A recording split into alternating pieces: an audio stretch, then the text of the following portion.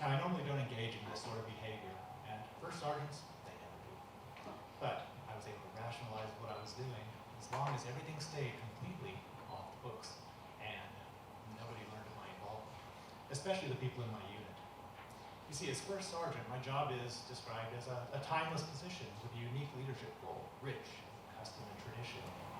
I kept telling myself that as I was rummaging through the orphan duffel bags of dirty laundry, dirty uniforms, smelling of stale sweat, eaten Fritos, JP4 jet fuel, looking for clues as to who the dumbasses were who left their bags unclaimed on the flight line after returning from a counter-terrorist operation in Algeria. Then my hand did something hard.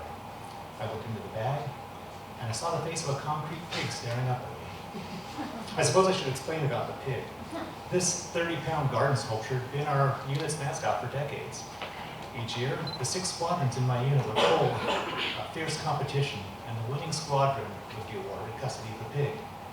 Now, tradition calls for this winning squadron to bring the pig along with them on their missions, while the losing squadrons are supposed to try to kidnap the pig and ransom it for something of significant, although not necessarily monetary value. Now, that's exactly what happened in Algeria. The guys in the maintenance squadron had snatched the pig, and they were holding it ransom for an autographed Barry Manilow album and an 8x10 glossy of the commander in pink negligee.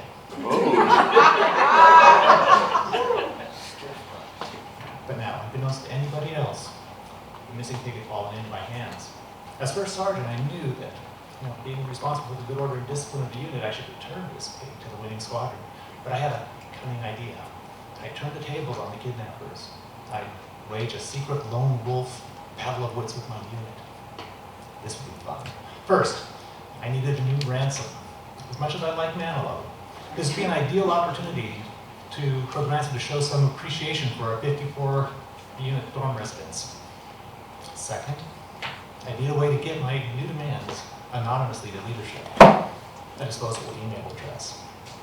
I thought about it for a bit and settled on, we've got your pig and its pork chops and bacon if our demands are not met. All one word, at yahoo.com.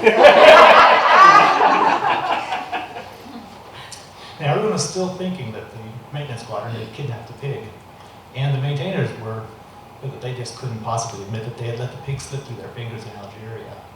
I was nowhere on their suspect radar, not even after I sent my first ransom email with my new demands.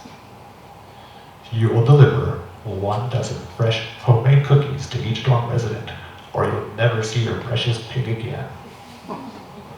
As you might imagine, this new plot twist threw the unit into a little bit of confusion. No one was sure who had the pig, but no one was making the ransom cookies either, so I had to step up my game. I'd bring the pig with me on unit missions, secretly sneak pictures of him along our travels, and then email those with my ransom demands. It wouldn't be easy.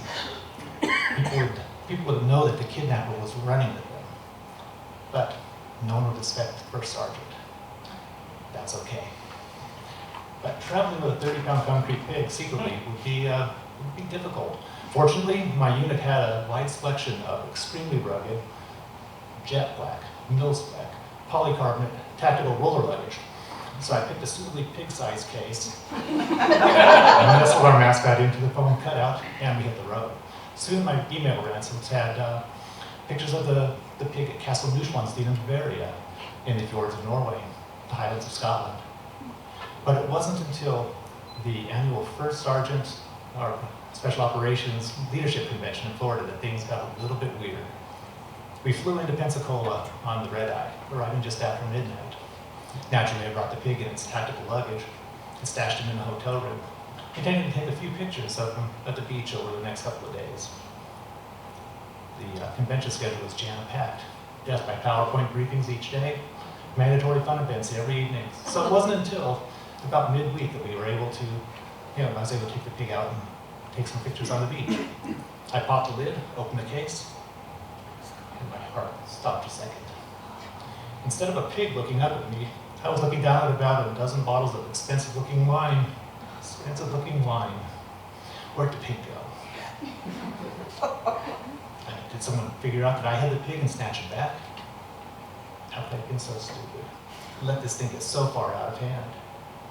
perhaps there was a mix-up with the airlines. I called the Pensacola airport, lost and found, and we confirmed that, yes, I had the wine, and they still had the pig.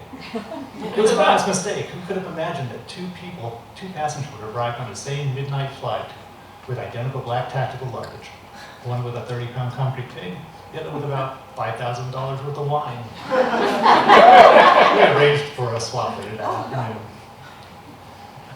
Once I had the pig back, it was time to take him out for a couple of photos on the beach with some bikini-clad co-eds.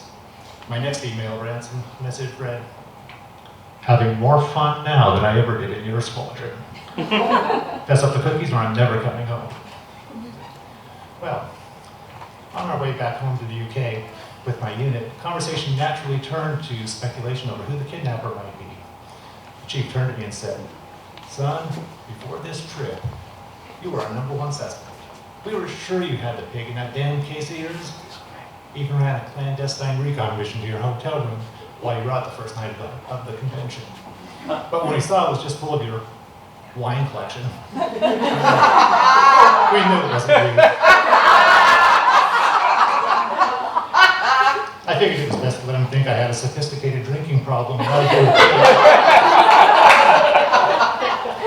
Anyway, by the time we got back home, the general back in the States had heard about the pig's kidnapping and ordered the commander to pay the ransom.